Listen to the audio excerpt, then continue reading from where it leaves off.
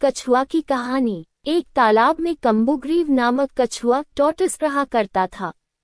वह कछुआ बहुत बातूनी था। दूसरों से बात करते समय बीच बीच में टोका टोकी करना उसकी आदत थी। एक दिन दो हंस स्वॉन उस तालाब में उतरे। उन हंसों का नाम संकट और विकट था। उन्हें तालाब के आसपास का वातावरण बहुत अच्छा लगा। उसके बाद से वे प्रतिदिन वहां आने लगे। कम्बुग्रीव कछुआ उन्हें प्रतिदिन देखता। एक दिन उसने उन दोनों हंसों से बात की। वे उसे दोनों भले और सज्जन लगे। शीघ्र ही उनमें गाढ़ी मित्रता हो गई। हंस रोज तालाब में आते और कछुए से मिलते। फिर तीनों बहुत देर तक नाना प्रकार की बातें करते। हालांकि बातों के बीच कछुए की टोका टाका जारी रहती, किंतु सज्जन हंस इसका बुरा नहीं मानते। एक बार उस क्षेत्र में भयंकर अकाल पड़ा। नदी तालाब सूखने लगे। वह तालाब भी सूखने लगा जहां कछुआ रहता था।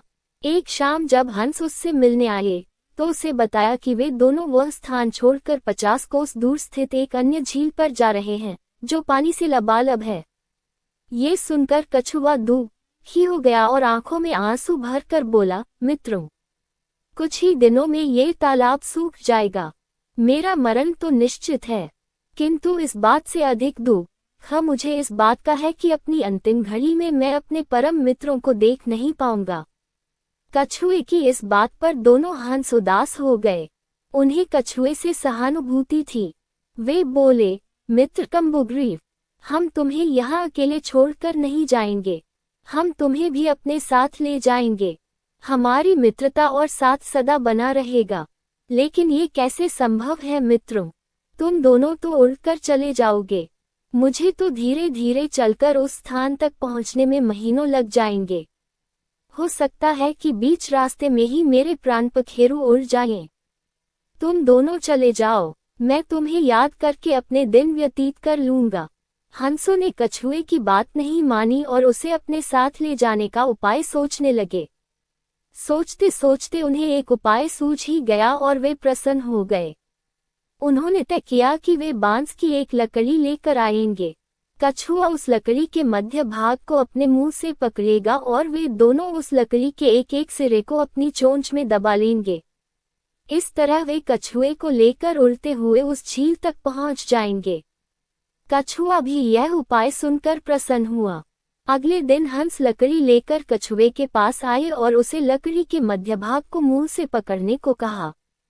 हंस कछुए की बातूनी आदत से भली भांति परिचित थे, इसलिए उन्होंने उसे समझाया कि जब तक वे झील तक नहीं पहुंच जाते उसे मौन रहना है, अन्यथा वह नीचे गिर पड़ेगा। कछुए ने उन्हें आश्वासन दिया कि वह मौन धारण करके रखेगा। इसके बाद दोनों कछुए ने दृढ़तापूर्वक लकड़ी के मध्य भाग को पकड़ लिया। हंस लकड़ी के दोनों सिरों को चोंच में दबाकर आकाश में उड़ने लगे। उड़ते उड़ते वे एक कस्बे के ऊपर से गुजरे। तभी किसी ने आकाश के उस विचित्र नज़ारे को देख लिया। वह दूसरे लोगों को बताने लगा, देखो देखो, आकाश में कछुआ उड़ रहा है।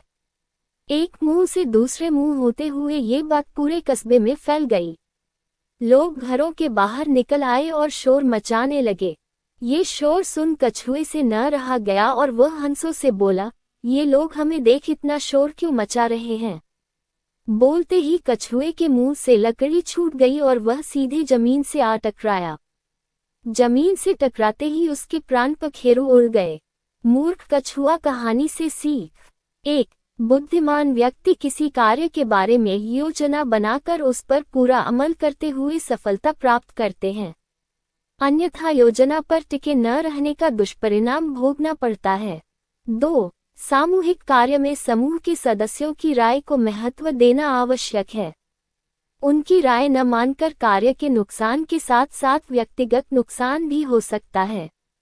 3. मौके की नज़ाकत को देखकर ही मुंह खोलना चाहिए।